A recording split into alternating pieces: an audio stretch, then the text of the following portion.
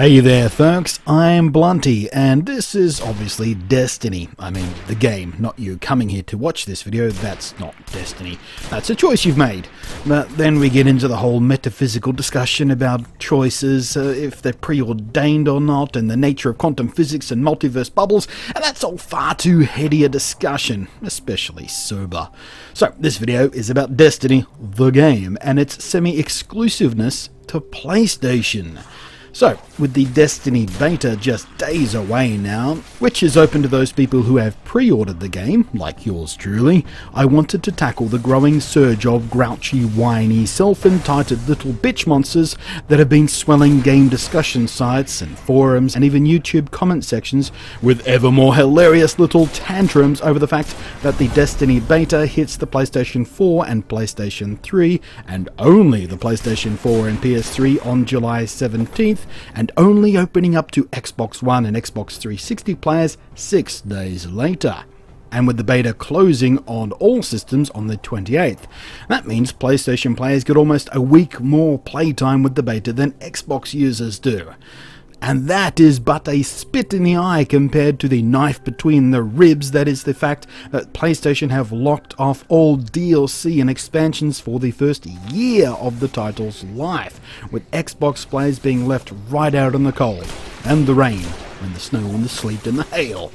Understandably, Xbox players are pretty pissy about all this. I mean, this is a game from Bungie, and Bungie were always the Xbox player's best friend, right? I mean, Halo never left that system at all. Well, 1 and 2 did see Windows PC ports, but that's technically still Microsoft, but you know what I mean. And so in the face of Halo being essentially an Xbox exclusive, many PlayStation fanboys spent years going on and on and on about how crappy Halo was and how they didn't want to play it anyway. And of course the Xbox raved and sang about the glory of Master Chief. And then there's Call of Duty, and this is where the hypocrisy of fanboy gamers really gets pulled into the burning light of day. You'll find countless examples of Xbox fans who once boasted and strutted proudly about how Call of Duty, despite being a multi-platform game technically speaking, really, honestly, really was just for Xbox players. After all, it was the Xbox who got all of the maps first and all of the DLC content first. The same thing happened with games like Rock Band and GTA 4, a couple of the Fallout games, The Division and Skyrim. Even Minecraft, all these games and more all had priority, time exclusive or pure exclusive content for Xbox. Not because those publishers thought that Xbox was the bestest, most wickedy, fully sick game console out there. No, it's because Microsoft basically threw money at them in exchange for these privileges. Xbox players loved that. They boasted about it. But now the shoe is on the other foot, and it's Sony who are throwing enough money at Activision to make PlayStation the place to be for the best, the most fulfilled, the most complete Destiny experience that can be had. These same, once loudly boastful Xbox players are now whimpering and crying foul, and it's kind of hilarious to watch the Xbox fans' hypocrisy at work here. Here's the thing though. The games companies, Sony, Activision, Bungie, all three links in the chain here, they're all businesses of course. Sony want to be the place to play this epic new experience. They want PlayStation to be to Destiny what the Xbox 360 was to Call of Duty. And that is of course a very smart business decision. So they threw a bunch of money at the publisher, Activision. Activision are also a business of course. They'll very happily take the investment and support from Sony, and you'd be a complete idiot if you don't think that somewhere along this line when receiving this proposal from Sony, they didn't go right to Microsoft and say, hey, Sony, you're doing this for us. Can you do better than that for us?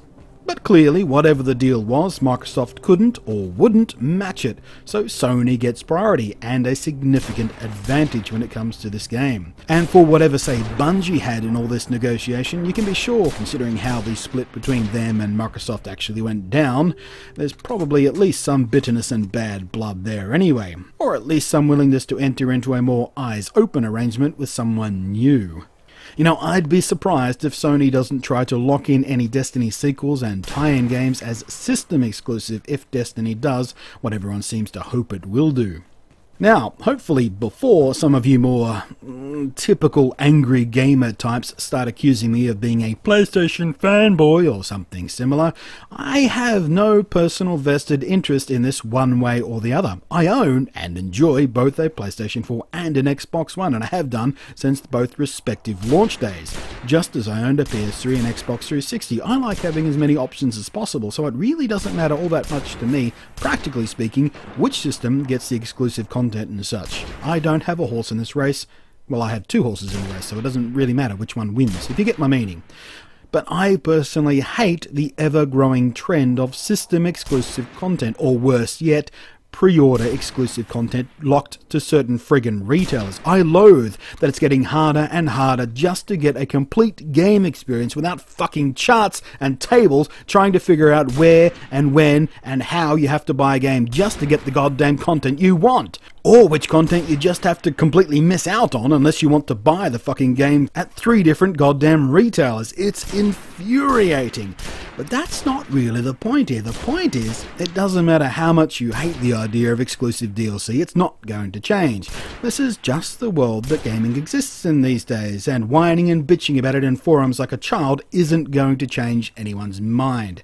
Bungie don't owe you anything. They made Halo, you paid for Halo, and you enjoyed Halo. Now they're making something else. You're not being betrayed. You're not being stabbed in the back, and just because you played one of their other games, or 4 of their other games, exclusively on one company's system, doesn't mean they have to keep making games for that company's systems forever and ever and ever. Don't be a fucking idiot.